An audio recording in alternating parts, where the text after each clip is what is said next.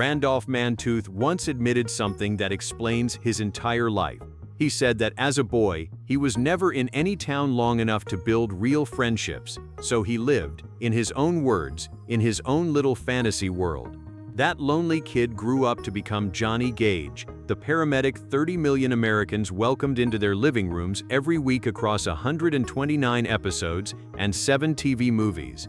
And yesterday, Thursday, July 9, 2026, at a hospice facility in Ventura, California, Randolph Mantooth passed away at the age of 80. Today, we're going to tell you the real story of the man behind Squad 51, the confessions he made in his own words, the 54-year brotherhood with Kevin Tighe that outlasted the show, the role he privately hated, and the final mission he was still fighting for in his last months.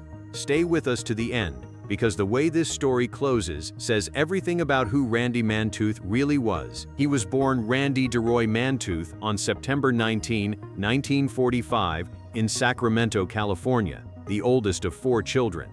His father, Buck, was of Cherokee and Seminole descent, a pipeline construction engineer whose work dragged the family from state to state. That indigenous heritage, Cherokee Nation and Seminole Nation blood on his father's side, was a part of Randy's identity he carried quietly and with pride his entire life. His mother, Sadie, was a waitress.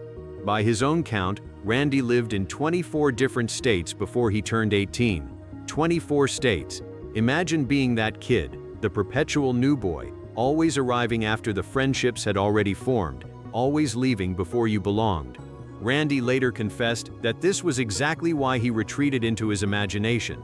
He was always acting anyway, he admitted, long before anyone ever paid him for it. When his parents divorced, Sadie made her children a promise that tells you everything about the family he came from. She was a waitress raising 4 kids, and she promised each of them a car when they graduated high school, and she kept that promise. It was at San Marcos High School in Santa Barbara that Randy finally stood still long enough to find the thing that would carry him through the rest of his life, the school stage. The lonely boy who lived in a fantasy world discovered that there was a place where imagination was the whole point. He followed acting to Santa Barbara City College and then earned a scholarship to the American Academy of Dramatic Arts in New York, one of the most respected acting schools in the country. There, he won the Charles Jellinger Award, one of the Academy's highest honors, for playing Gar O'Donnell in the play Philadelphia, Here I Come. And it was on that stage, in that play, that fate walked in wearing a talent agent's badge. Eleanor Kilgallen, a Universal Studios talent scout and sister of the famous columnist Dorothy Kilgallen, spotted the young actor and signed him to a Universal contract. Randy from 24 states became Randolph Mantooth, working actor. He paid his dues the way young contract players did in those days. Guest spots on Ironside, The Virginian, Marcus Welby MD, McCloud, Adam 12, Alias Smith and Jones, even Rod Serling's Night Gallery.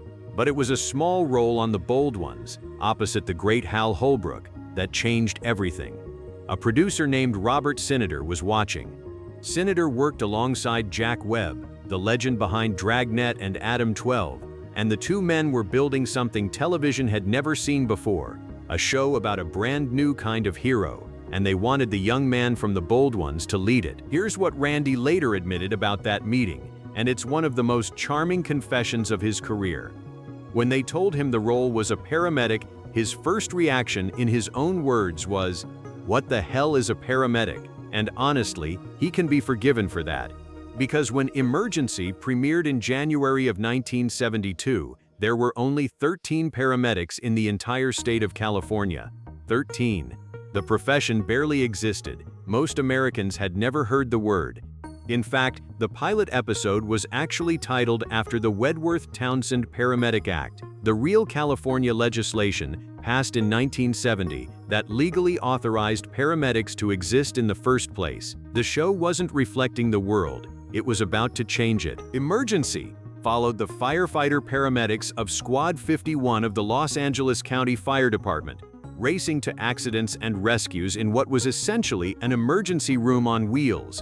The show was filmed partly at real Los Angeles County fire stations, including Station 127 in Carson, California, adding an authenticity that audiences could feel in every scene. The medical protocols depicted were developed in close consultation with real EMS pioneers, including Dr. Michael Criley, one of the key architects of the Los Angeles County paramedic program, whose work ensured that what happened on screen was grounded in genuine emergency medicine. Randolph Mantooth was John Gage, and by his side, playing his partner Roy DeSoto, was an actor named Kevin Tighe. Neither of them was a star, neither of them had ever carried a show, and they were surrounded by established names: Robert Fuller, the great jazz singer Julie London, and her husband, musician Bobby Troup. Randy admitted years later that it was intimidating at first, working with stars of that caliber. He and Tighe were in the same boat, he said, two unknowns among the veterans. The way he put it was simple. It was more like us against them. That's where the brotherhood began. Not in the script, in the trenches. Jack Webb's team demanded realism, and the two young actors gave it everything. They sat in on actual paramedic classes. They learned to run IVs. They rode along with real Los Angeles County fire crews on real calls. Randy was always honest about the limits of that training. He joked that if anyone ever had a heart attack near him, he'd call 911 with the best of them. But the effort showed on screen. The producers had one ironclad rule, and Randy never forgot it. Senator told them that the moment the station alarm sounded, funny was left at the door. You are now a professional. And Randy said it plainly. We never got away from that. The show could joke in the firehouse, but the rescues were sacred. Every single rescue depicted on Emergency had to have actually happened in real life. Writers combed through genuine firefighters' logs for storylines. And those daring stunts you remember? Randy and Kevin performed most of them themselves. Randy's rule of thumb for fans was simple. If you could see our faces, it was us. America fell in love. Emergency ran 6 seasons and 129 episodes, plus 7 two-hour TV movies, drawing an average of 30 million viewers a week. The show even spawned Emergency Plus 4, a Saturday morning animated spin-off that brought Johnny and Roy into millions of kids' living rooms on weekends, cementing the characters as genuine American icons for a generation. Kids ran around backyards pretending to be Johnny and Roy. And here's the part that no ratings chart can capture. An entire generation of real firefighters, EMTs, and paramedics chose their careers because of that show. The character of John Gage was even named in honor of a real man, Jim Page, a Los Angeles County battalion chief who served as the show's technical advisor and became a founding father of modern EMS. When Emergency began, there were 13 paramedics in California. Today there are tens of thousands in every corner of America. Television has rarely, maybe never, changed a profession like that. But when the sirens went quiet in 1977, Randolph Mantooth faced the curse that haunts every actor who becomes an icon. America couldn't see him as anyone else. He was offered the chance to become an actual firefighter when the show ended. Think about that. The fire service wanted Johnny Gage for real, but he chose to keep acting. He worked constantly. Operation Petticoat, Detective School, Guest Turns on Dallas, Charlie's Angels, The Love Boat, Battlestar Galactica, Vega Dollars. Later generations saw him on LA Law, China Beach, Baywatch, ER, even Sons of Anarchy and Criminal Minds. But the defining role of his middle years came from a place nobody expected: daytime television. In 1987, Mantooth joined the ABC soap opera Loving as Clay Alden. And this is where his honesty about his own career becomes so refreshing, because Randy Mantooth did not pretend every job was wonderful. Between his 2 runs on Loving, he spent 2 years on General Hospital playing Richard Halifax, and in a candid interview with the Television Academy years later, he finally said out loud what he'd felt the whole time. He hated that show. His words, not ours. No diplomatic spin, no Hollywood pleasantries, he simply hated the experience. But Loving was the opposite. They let him ad-lib, they let him play. He confessed that he'd never had more fun going to a set in his life, that he would swing his feet out of bed in the morning and think, oh my God, and they're paying me. He ended up working on and off for nearly 9 years across more than 380 episodes, earning 4 Soap Opera Digest Award nominations, then added nearly 200 episodes of The City, plus stints on As the World Turns and One Life to Live. The lonely boy who once invented imaginary friends in 24 states had turned make-believe into a 5-decade living, and through it all, he kept returning to the stage too. He was an associate artist at Jeff Daniels' Purple Rose Theater in Michigan for more than 20 years. Now, remember that brotherhood we told you about? Here's the part of this story that matters most. Because the friendship between Randolph Mantooth and Kevin Tighe did not end when Squad 51 went dark. It never ended at all. The camaraderie you saw on screen between Johnny and Roy was real, and it extended to Julie London and Bobby Troop as well. The four of them remained close friends until London and Troop passed away.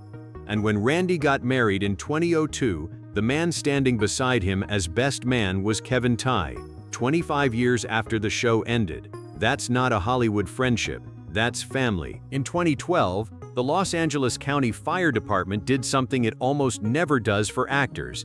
It presented Mantooth and Tighe with traditional white leather Cairns helmets, the helmets of fire chiefs, and named them honorary fire chiefs of the department. And 12 years before that, in May of 2000, the Smithsonian Institution accepted emergency memorabilia into the American History Museum. But here's the detail that would have made Randy proudest. The Smithsonian filed it under public service, not entertainment. Think about what that means. The nation's museum decided that a television show belonged alongside the artifacts of American service because of what it did for emergency medicine. Randy spent the rest of his life honoring that. He became a spokesperson for the International Association of Firefighters and the International Association of Fire Chiefs on firefighter health and safety, and he traveled the country for decades speaking at EMS conferences where crowds of paramedics, many of whom owed their careers to him, lined up just to shake his hand. Then came the fight he didn't choose.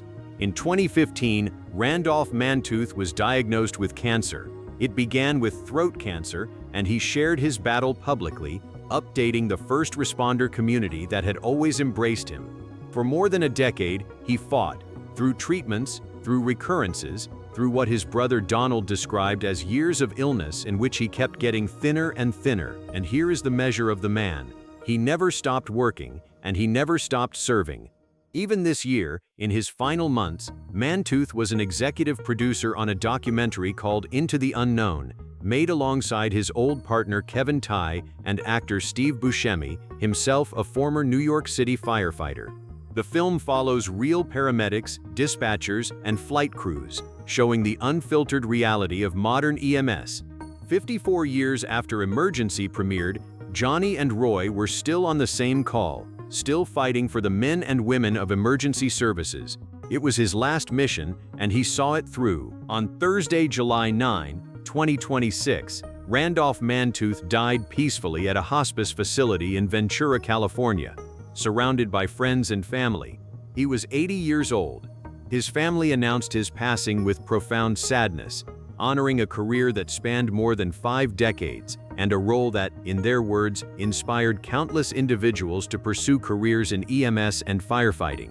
He is survived by his wife of nearly a quarter century, Kristen, his brother Donald, his sister Tanya, and his nieces and nephews. The tributes poured in immediately from the world he helped build. One prominent EMS voice said simply, "I'm gutted." He was a true ambassador for EMS. Another publication put it in 4 words, "EMS has lost a titan," but the words that say everything came from Kevin Tighe himself. Reflecting on his partner and friend of more than half a century, Tighe remembered where it all began. "We were both working-class kids on our first show," and he offered the finest compliment one actor can give another, that Randy had it down, in terms of just being who he was in front of the camera, just being who he was. The boy from 24 states who never belonged anywhere, finally belonged everywhere. In every firehouse, every ambulance, every living room in America. Somewhere tonight, a paramedic is climbing into a rig for a night shift because a TV show made a lonely kid's fantasy world real enough to save lives. That is a legacy very few entertainers will ever touch. Rest easy, Randy. The station alarm is quiet now, and just like Senator taught you, you left it all as a professional. If Emergency was part of your childhood, tell us in the comments, what's your favorite Johnny Gage memory? Share this tribute with someone who grew up watching Squad 51. And if you'd like more honest tributes to the legends who shaped our lives, subscribe and turn on notifications, because their stories deserve to be told right. Thank you for watching, and we'll see you in the next one.